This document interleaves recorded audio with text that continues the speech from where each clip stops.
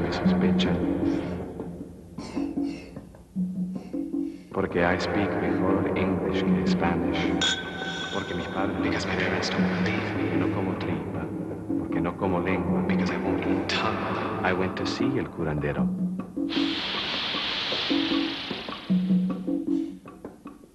I told him about my therapist and about the numbness in my body, and el curandero said, he tried to steal your soul.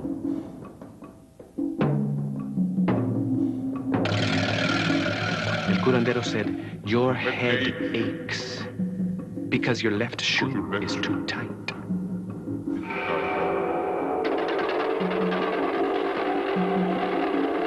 As I passed out, el curandero said, the border is...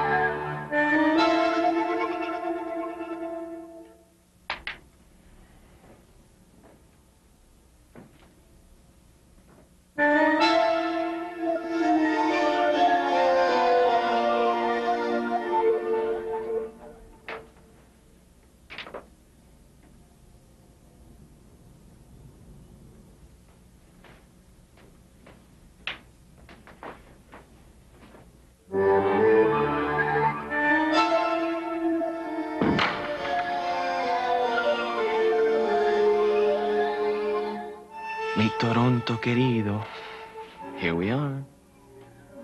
But where, oh, where is here?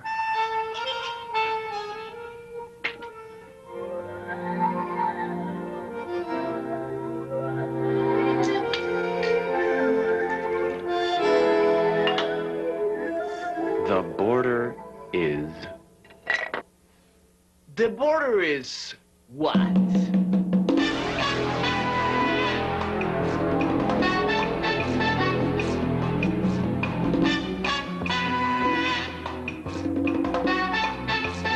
Mi nombre es Facundo Morales II. También me dicen el alacrán. Y si me encuentro con un caimán, ustedes saben lo que pasa. My name is Facundo Morales II. Some of you may know me as the Barrio Tiger. I am the illegitimate son of Tupac Amaru, Pancho Villa, Doña Flor, Pedro Navaja, Sor Juana, and Speedy Gonzalez. Hey, guys. Now, when I first got here, people would say to me, sorry, what's the name? Facundo. No, man, Facundo, Facundo, Facundo. Wow, they would say to me, that's a new one. Mind if I call you Fac? No, man, mind if I call you shithead? So, you know, I had to come up with a more saxonical name. And I looked around for a long time till I found one I liked, and when I found the one I wanted, I took it. I stole it, actually. I go by the name Wide Load McKenna now. And I get a lot more respect, ese. I live in the border. That's in Parkdale for you people if you happen to be from out of town. Yeah, man. I live in the zone, in the barrio, and I gotta move, cause it's a bad neighborhood. Like, this neighborhood is going to the dogs. Because there's a lot of yuppies moving in and renovating and making all kinds of noise and staying up all night comparing stained glass. So I gotta move. But first I gotta make some money. So I want to cash in on the Latino boom. Yeah. There's a Latino boom on right now. We are a very hot commodity.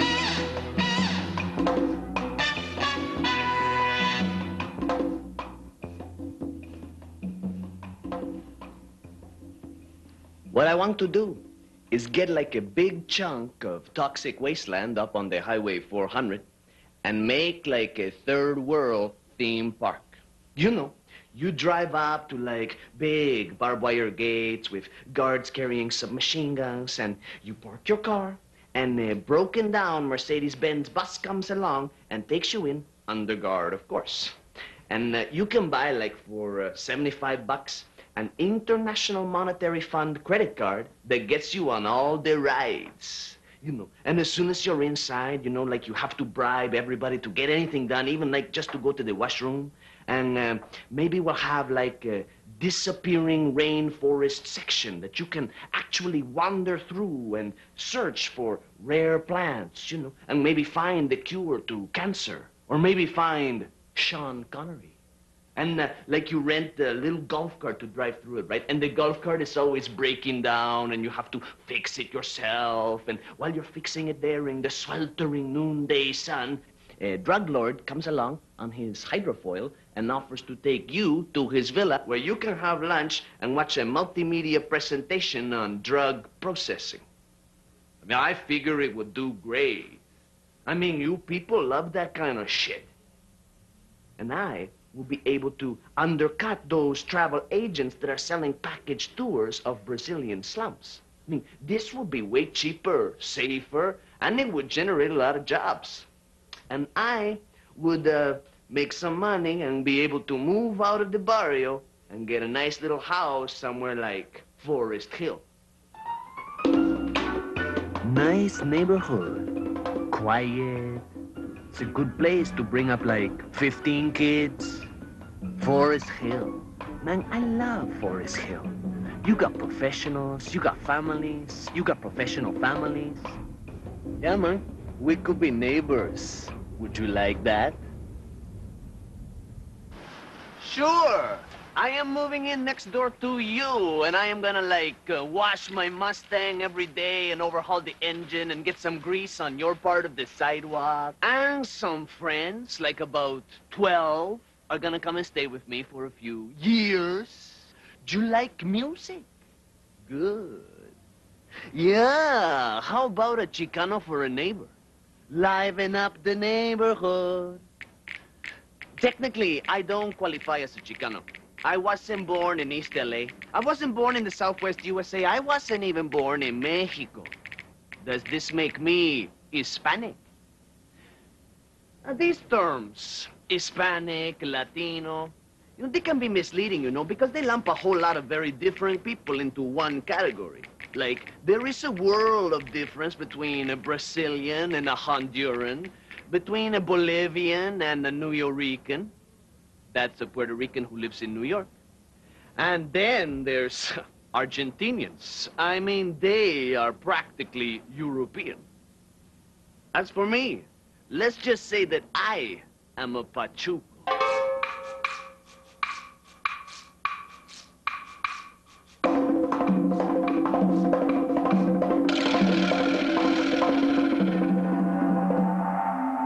What do you remember now? El curandero asked. I remember the night San Martín se fue sin despedirse.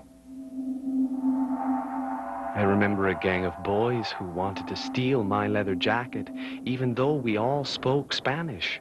A gang of boys who taught me I could be a long-lost son 1 minute and a tourist the next.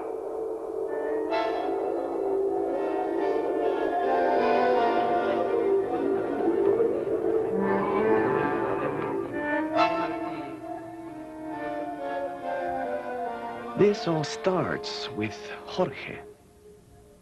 After I'd been in therapy for a few months, Jorge suggested I go see El Curandero. I wasn't keen on the idea, being both skeptical and afraid of things like witch doctors, but Jorge was persuasive and lent me bus fare enough to get me at least as far as the border.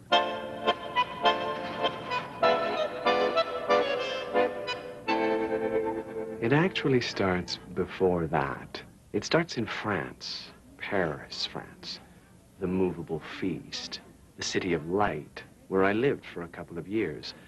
En France, où mes étudiants me disaient que je parlais le français comme une vache catalane. En France, où j'étais étranger, en anglais, en argentin, canadien, en faux touriste. Paris, France, where I lived and worked illegally, where I would produce my transit pass whenever policemen asked me for my papers. In France, where I was undocumented, extra-legal, marginal, and where, for some reason, known perhaps only to Carlos Gardel and Julio Cortázar, I felt almost at home. Or it starts before the City of Light, in the city of Sludge, Kitchener, Ontario.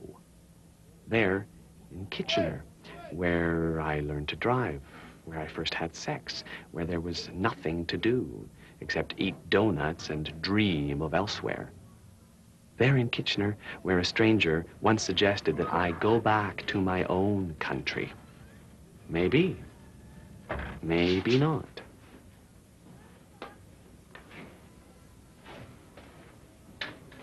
Maybe it starts with Columbus. Maybe it starts with the genius Arab engineer who invented the rudder. Maybe a little history is required to put this all in order.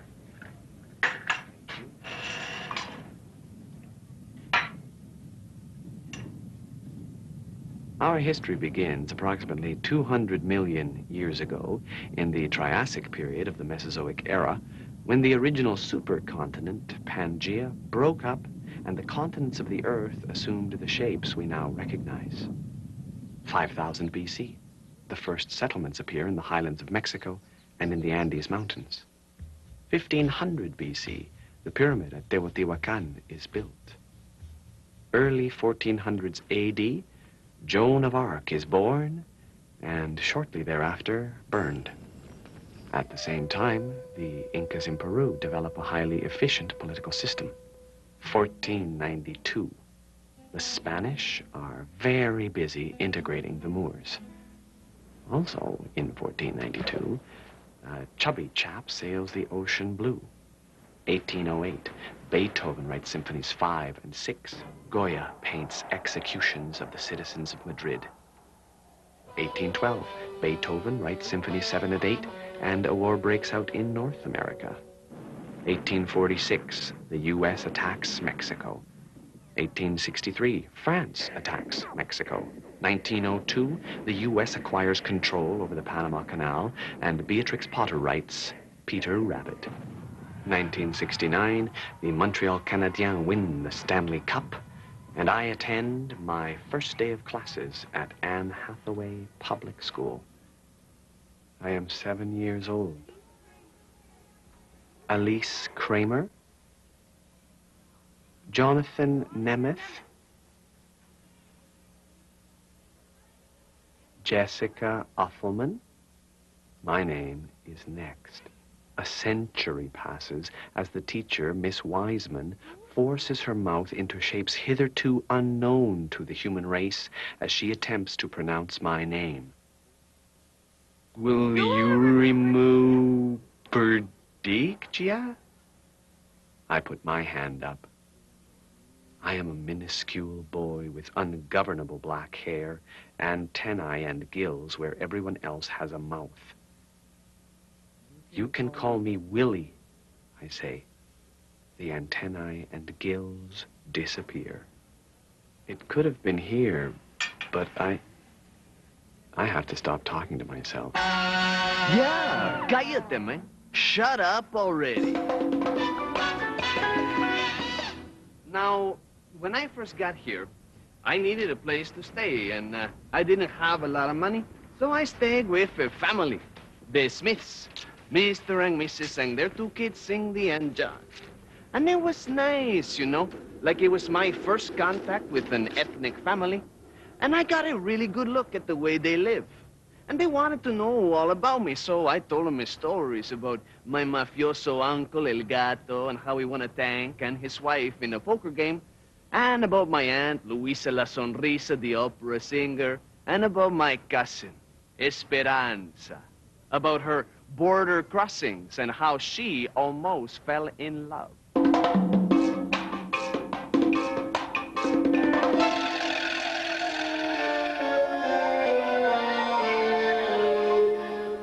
I told the doctor, I feel different. I feel wrong, out of place. I feel not nowhere, not neither. The doctor said, you're depressed. I said, yes, I am. The doctor said, well, I said I want to be tested. Sample my blood, scan my brain, search my organs, find it. Find what? Whatever it is. And when we find it, get rid of it.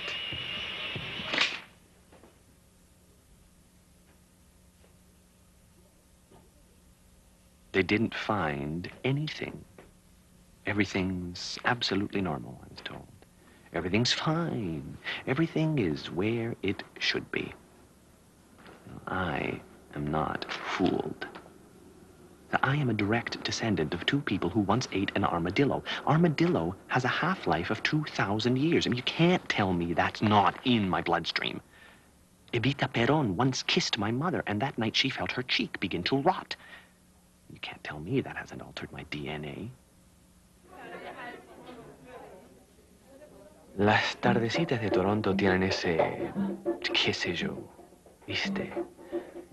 A perfectly average afternoon, nothing out of place, when who should appear from behind a tree but me? Oye, you know, I like you Saxons. Like, I always have a very good time whenever we get together. You know, like sometimes I'll be out at a bar with some of my friends from the Saxonian community. And we'll just be hanging around, you know, vacilando, having a few cerveza, and some music will be playing, you know, and like La Bamba will come on. And all the Saxons get all excited and start tapping their toes and doing this thing with their heads, like. And they get this look in their eyes, like it's Christmas. And they look at me and they say, hey, Whiteload, La Bamba. Yeah, man, La Puta Bamba. Hey, Whiteload, do you know the words? Do I know the words? Man, do I have an enorme pinga? Of course I know the words. Pala pala pala pala pala pala bamba. Who doesn't know the words?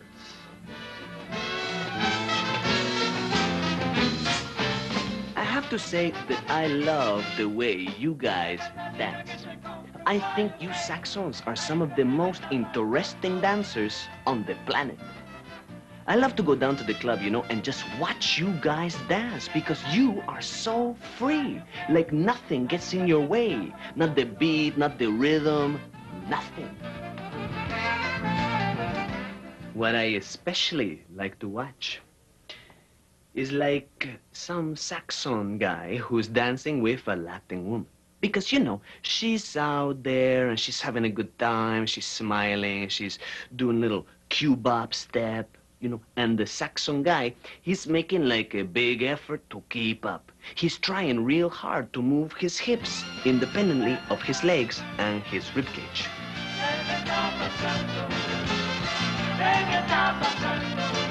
And he's flapping his arms like a flamenco dancer. Of course, part of the problem is that you guys wear very funny shoes for dancing. I mean like those giant running shoes with built-in air compressors and giant padding and nuclear laces.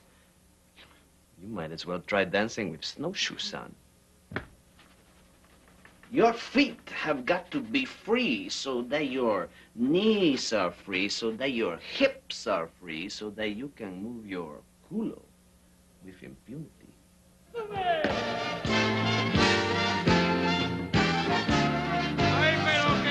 There they are, dancing away. The Saxon guy and the Latin woman, or the Saxon woman and the Latin guy. And the Saxon, you can see the Saxon is thinking to themselves, wow, he, she can really dance. He, she can really move those hips. He, she keeps smiling. I think he, she likes me. I bet he, she will be really great in bed.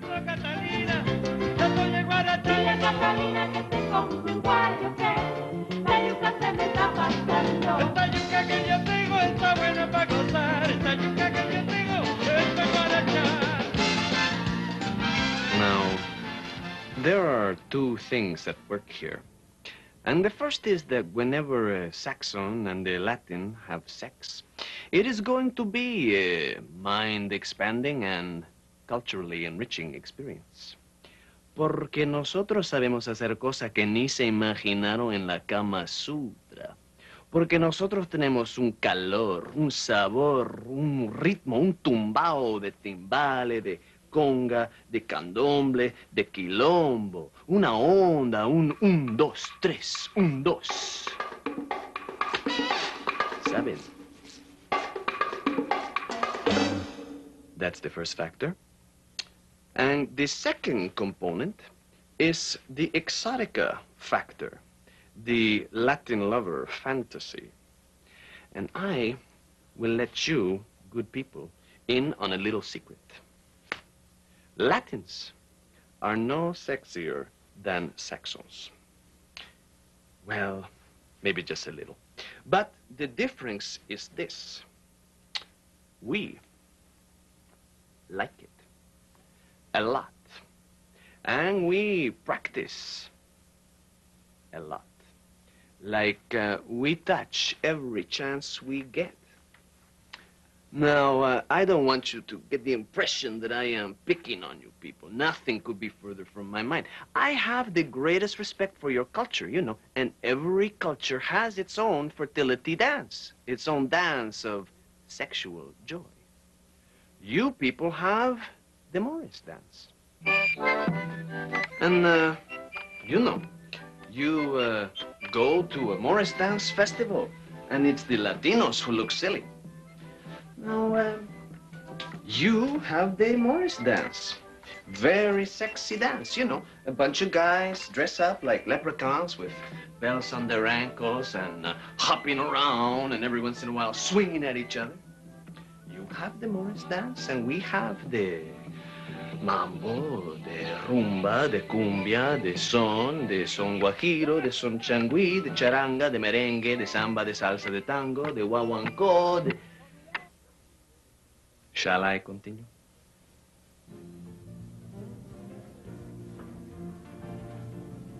I am an imposter, a fake. I confuse my tenses in Spanish. I couldn't dance a tango or anything to save my life. I played road hockey and air guitar and still lived in fear of being found out.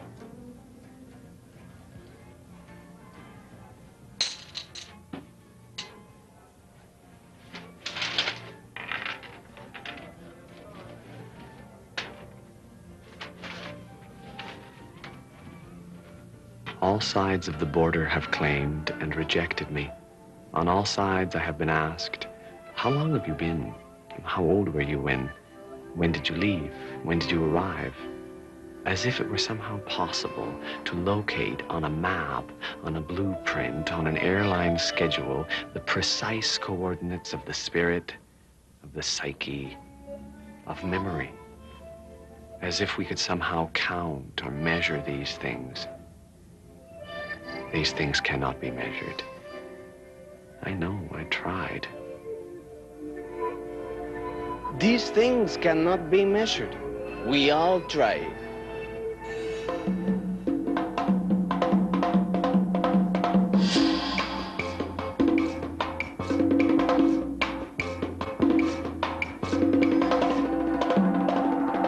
I remember that I dreamt I was playing an accordion, playing something improvised that my grandmother recognized after only 3 notes as a tango from her childhood.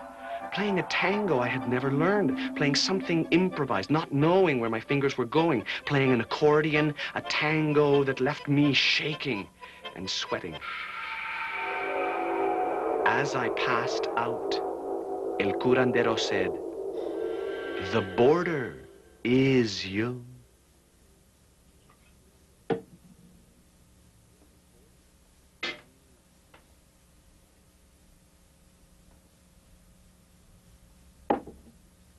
To sleep, to dream. Aye, there's the rub, loco. I dream of Mount Aconcagua, of Iguazu, of Ushuaia and condors, of the Sierras yellow and green, of bay, orange, quebracho and ombu trees, of running, sweating horses, of café con crema served with little glasses of soda water, of the smell of particulares 30, of the vineyards of Mendoza, of barrels full of ruby red vino tinto, of gardens as beautiful as Andalusia in the spring. I dream of thousands of emerald green parrots flying alongside my airplane. Parrots just like the ones that flew alongside the bus as I traveled in the interior.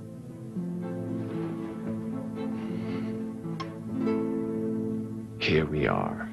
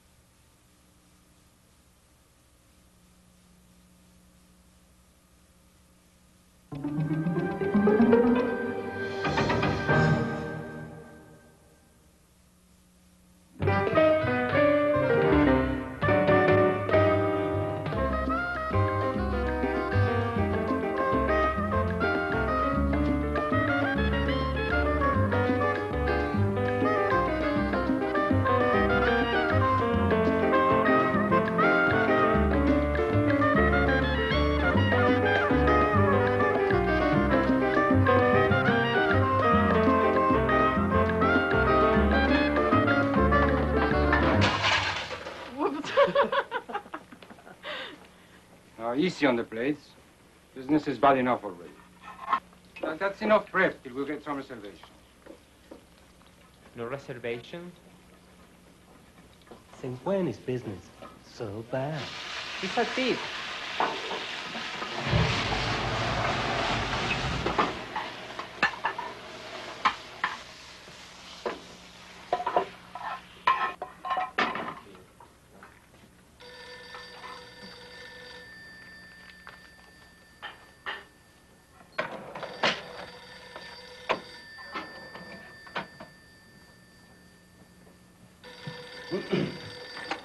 Hello?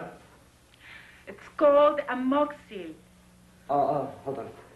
Christy? Yeah? A-M-O-X-I-L. Got it. Okay, hurry up. I'm on my way. Don't worry. Jorge, can you cover for me, please? Sí, tranquilo.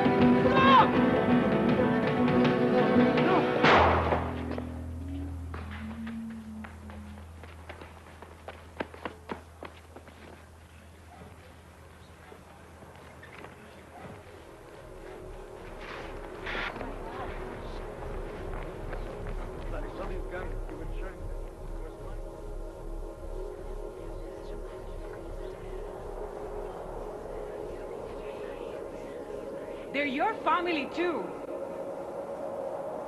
You can't tell me how to dress. You're only my brother-in-law. I don't trust him. I wish you make an effort.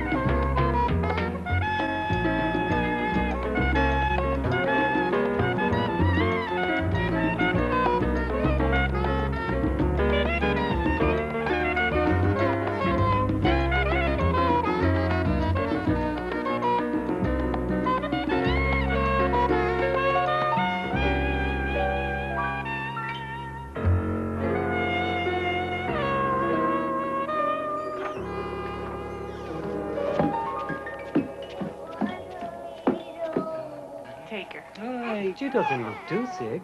Siesta.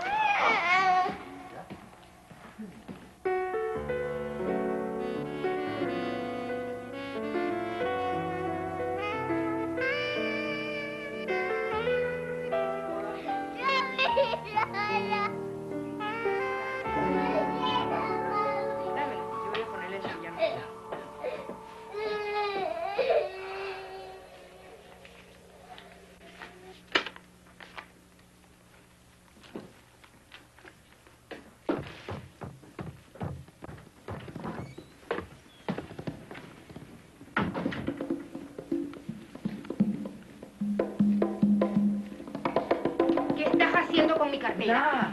I'll pay you later. Ay, este muchacho. ¡Rafa!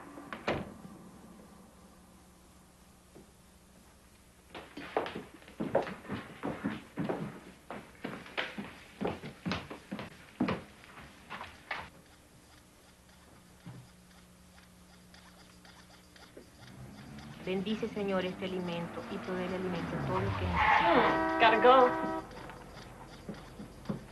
Bye, Ma.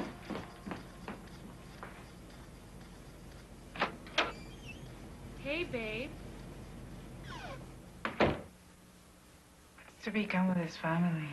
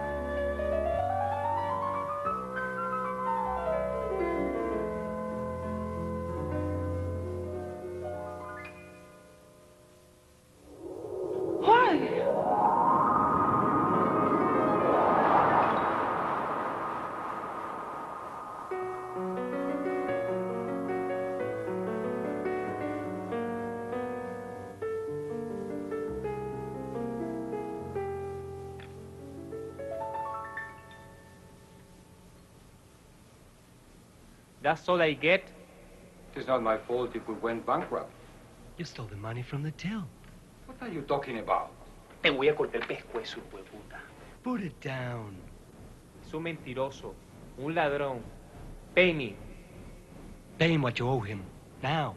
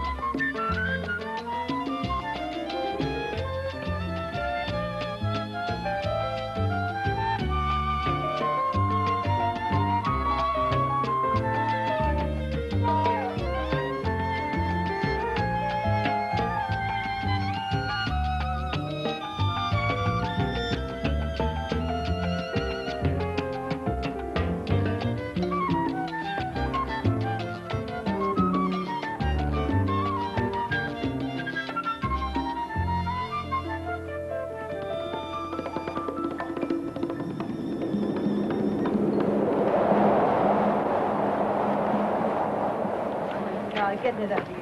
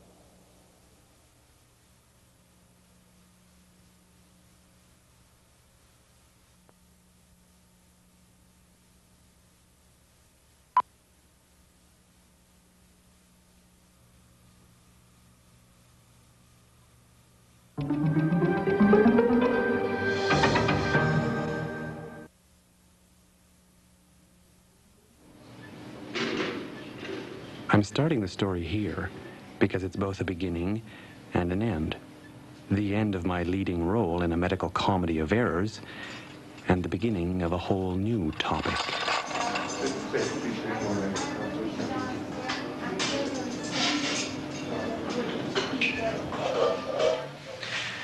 Hi, Doctor. Hi. Now, you may feel quite nauseous when you first wake up in the recovery room. A nurse will be there to attend. Go home? All goes well. 5 or 6 days.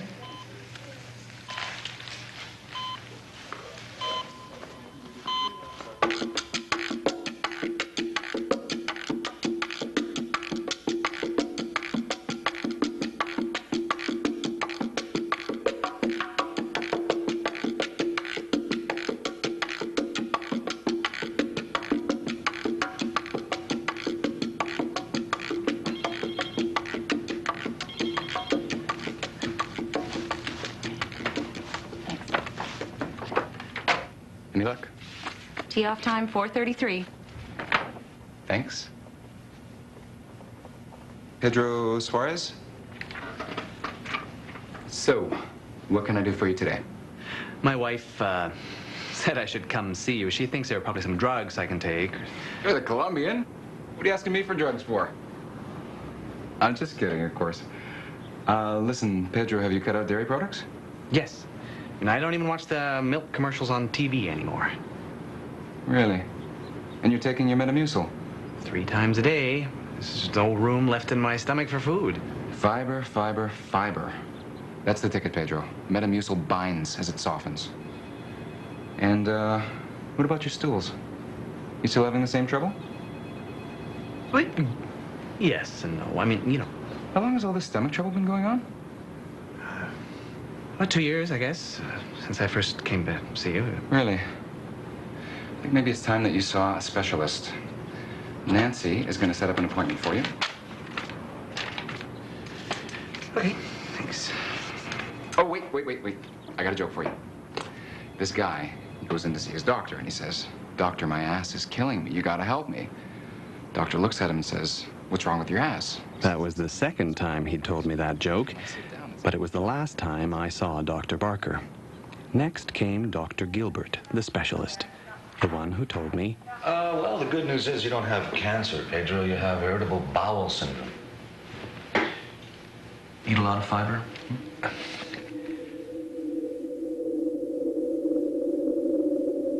how was I to know? My doctors had their heads so far up their asses they couldn't see up mine.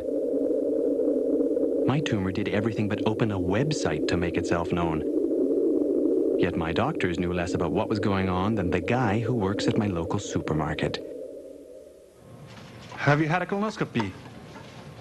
I don't know. They did some tests. I'm not sure.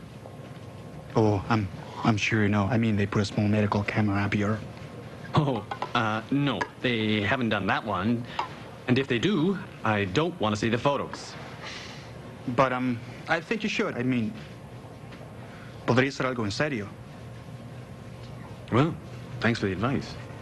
How do you know so much about this? I mean, have you... I'm a doctor. Well, at least I was in El Salvador. Claro. Bueno. Gracias. Suerte. Gracias.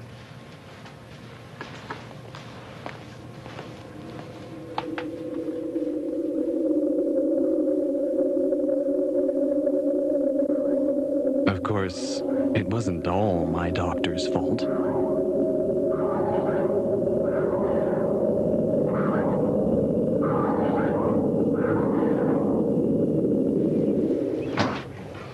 Te parece muy bien. Why don't you take this upstairs and finish up there? When you're done, vamos a comer. Okay. Just rice for me, please, honey. So did you call Dr. Gilbert again to book a colonoscopy? No, not yet. Why not? Because I'm tired of talking to strangers about my shit. Pedro, he's a doctor, not a stranger. I don't care. It's not anybody's business. It's not even yours. Pedro, I don't give a shit about your shit. I'm worried about you. Why aren't you more worried? That's what I want to know. We already know it's not cancer. Pedro. Look, I just don't want anybody sticking a camera up my ass, okay? We are talking about your life. Our life. What if it's something else? Something serious? Come on, Raman, don't start freaking out. Somebody has to. What's it going to take for you to start freaking out? You'll collapse on the street tomorrow and wake up in an ambulance? Would that help? What is cancer?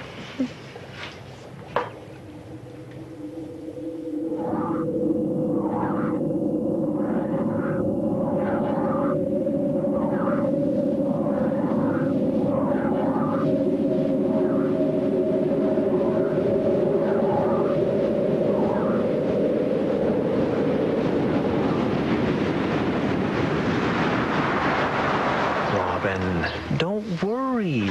The biopsy showed it's just a benign cyst. I'll be in and out of there in a couple of days, and then this will all be over. They said it's the size of a grapefruit. It's probably full of Metamucil. At least now we know what's wrong with me. Physically. Oh.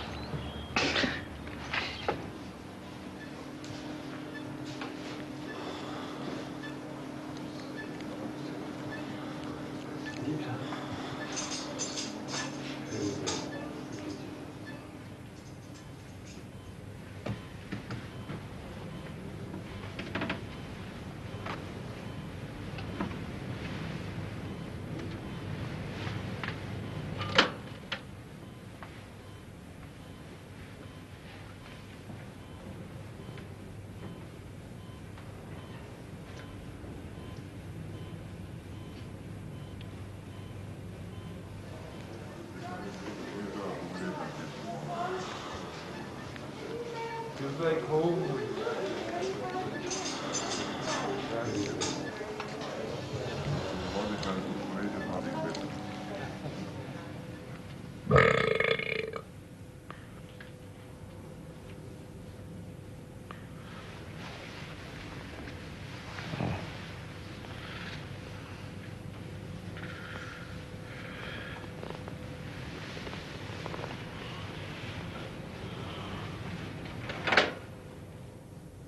Sorry.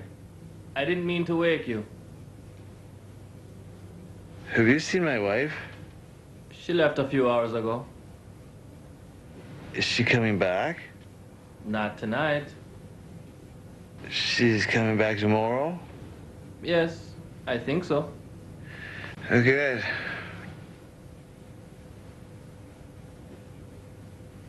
Am I okay? What do you think I am, a fortune teller?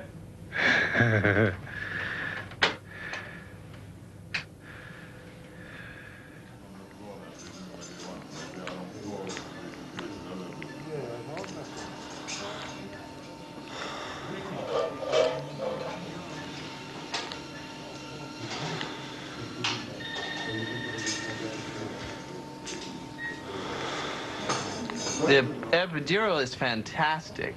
Now I know why women love these things so much. You know, I think I'm willing to have our next baby. Don't look so worried. I'm not pregnant. Hey, what's wrong? Nothing. I can't believe Dr. Stein hasn't been in to see you yet, though. But I, for one, am glad. He is a very evil man, Robin. Do you know what he did to me? He attacked me with a knife. Look, let me... Dr. Stein. Good morning. This is Dr. Field, our intern on the ward. Nice to meet you. So how are you feeling today? You want me to spill my guts? Have you had a chance to explain anything about the operation yet? I was waiting for you. I apologize for taking so long to get to you. I'd like to ensure that all my patients are fully coherent before I discuss the treatment. What treatment? Sorry to tell you that the cyst we removed was a malignant tumor. What does that mean? Cancer. Now, we removed almost a third of your colon and several of your lymph nodes. Now, I believe we got it all, but colon cancer is quite serious. So I'm recommending a precautionary 6-month course of chemotherapy. But I thought it was just a benign cyst. Well, the biopsy indicated that the cyst was benign, but in fact the tumor was malignant. There was no way of telling this before we had the operation. However, we caught it early, so radiation treatment will not be necessary. Now, I know this isn't exactly what you wanted to hear, but... Hey, I'm from Latin America, and this kind of thing happens all the time to my relatives. You know, they wake up in a bathtub full of ice, and a little note beside them says, phone an ambulance, we've just removed your kidneys. But you guys didn't even leave a note. Pedro, what are you doing? No, I want to get out of here before they kidnap the whole family to harvest our vital organs. Okay, lie down. Lie down. Lie down. Just relax. Oh. Just relax. It'll be fine. We'll get through this.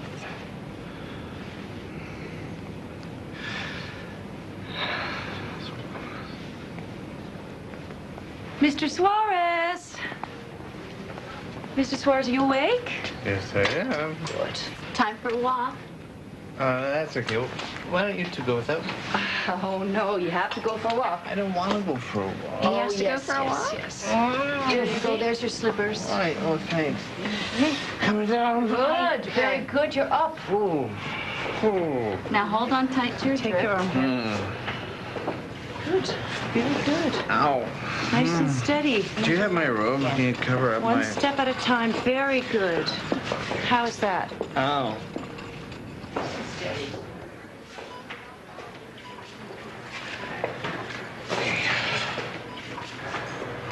Listen.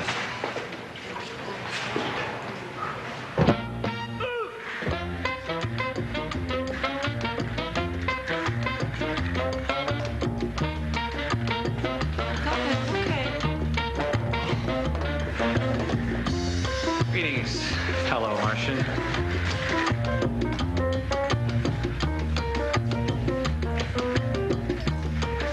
Hey, any news from the home planet?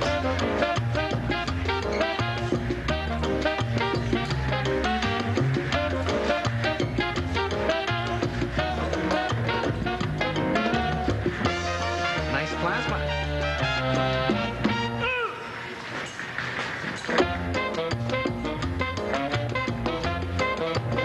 Hey, excuse me, why do you get 4 bags? I only got 2. I pay taxes too, you know.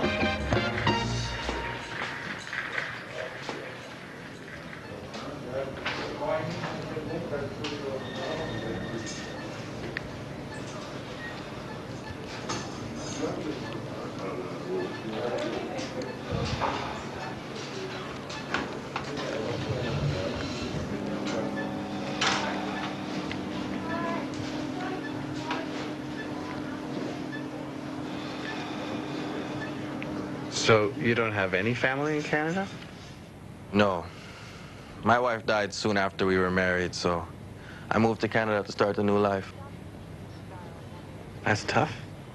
Yes, but if you believe in reincarnation, I might marry her again. Tell me something, Jess. If they already operated on your pancreas, why are you still here? The cancer spread to my digestive tract. They had to cut and paste, and I guess my body couldn't cope with the new layout. Hey, Jess, did you ever think that maybe on some subconscious level, we are the cancer? I mean, that we brought it on ourselves or something? Pedro, if I had that kind of control, I'd have a different model visiting me every day. No.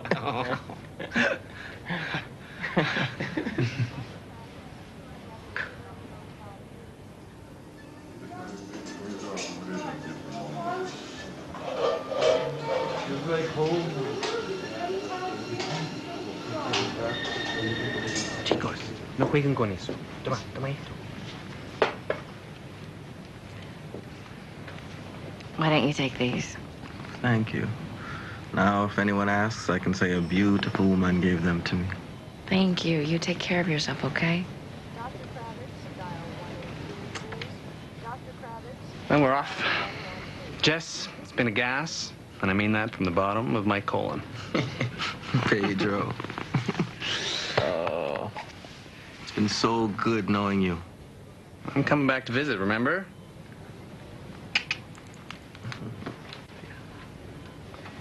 Hey, Tipo, Mom, you got the bag?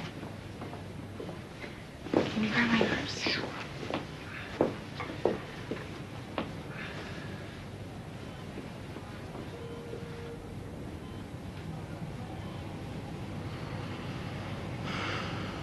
The word cancer spreads more quickly than the disease.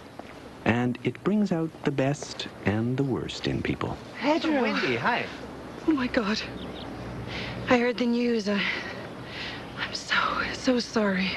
Wendy, it's okay. To put the chemotherapy. When? I start next week. Oh, it's so unfair.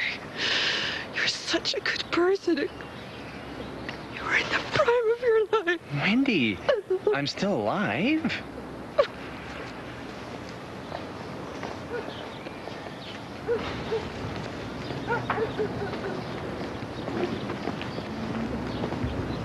Hey, Mark. Pedro, hi. How are you? I'm good. Are you working around here? Yeah, I'm just doing some drywall at number 87 over there. So, how are the kids? Good, good. They're fine. Mark, it's okay. I've heard the news. The news? About what? About my cancer? I'm sorry, man.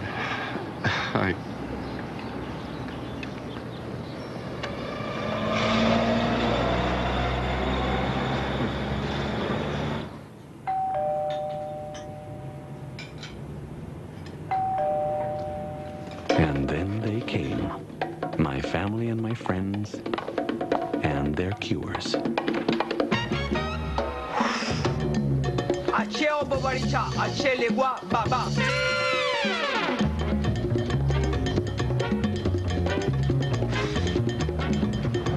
Pedro, it's red clover tea. My naturopath swears by it. I know you've probably read all of these, but just in case. Mami. Padre? Mi hijo. Dominos vobiscum tecum tuo. It's made from mushrooms from the Arizona desert. Pedrito, the Navajo people has been using it for centuries. I'm bringing you chicken soup. It's a cure-all. These stones are from the sanctuary of the Virgin de la Caridad del Cobre, patron saint of Cuba. You hold them up against your body, then you rub them around your chest and your neck and your cheek. You let them fall all over your body. I've got exactly what you need. Colombian. British Colombian. But still got the accent, you know what I mean. They are monks that live in the Andes Mountains in Bolivia. You agree on a time, and then they astral project themselves to another planet, and they cure you. Welcome back. Did you have a nice flight?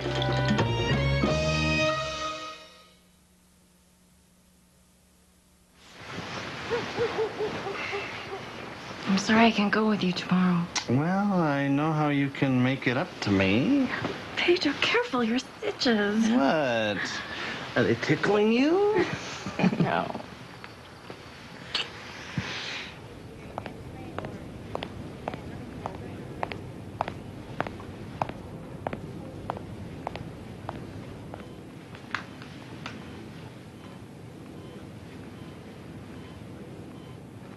Sorry.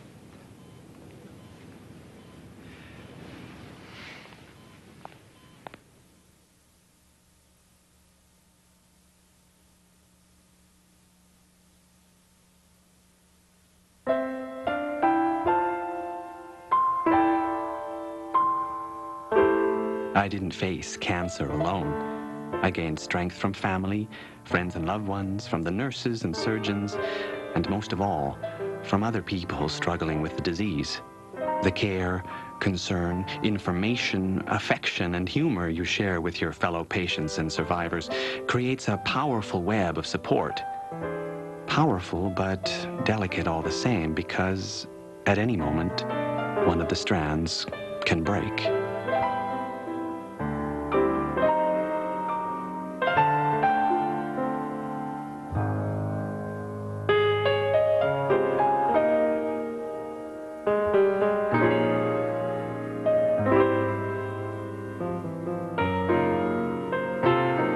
Shortly after mustard gas was used as a weapon on the battlefields of World War I, scientists developed chemotherapy.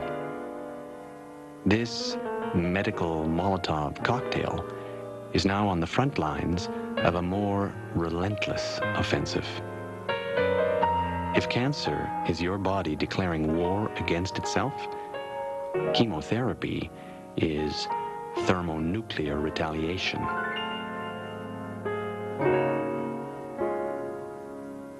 There's an unbridged gap between Western medicine and our spiritual selves. I wanted to want alternative treatments, but quickly realized I had more faith in numbers. And statistically speaking, chemo has the numbers on its side. But there's a high price to pay for choosing this route. When you treat the disease in this purely physical way, within the limited terms of the Western medical system, the soul can't help but feel neglected. Steady. Come on. Oh, that's good. Give me my popsicle. I need my popsicle. Want a cherry? Oh, come on. I want a banana. Don't we have any more We banana? don't have any bananas. Yes, we have no bananas today. Sometimes I felt as though my soul was punishing me for my lack of respect. Maybe some of those alternative treatments might have provided some comfort. But by the time I understood that, I was already dealing with questions that no doctor, priest, healer, cure, book, alien, or treatment could answer for me. The questions that I ask myself, only I can answer.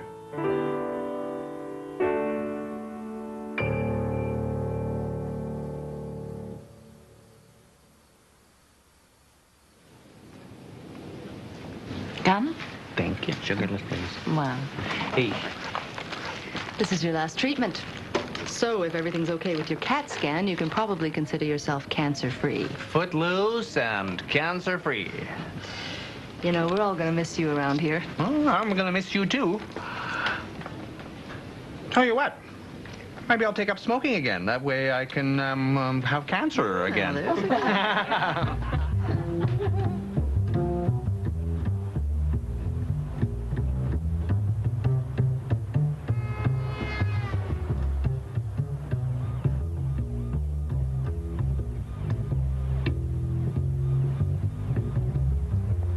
Well, I didn't need the cigarettes because it didn't really go away. Somewhere along the line, I unwittingly entered into a contract with cancer, and now it's my lifelong creditor. Every so often, it's going to come after me for payment. A lymph node, a liver. In exchange for whatever body part it wants, I get to stay alive. More alive than I was before. Somehow, and I'm not sure exactly how, I owe my life to cancer.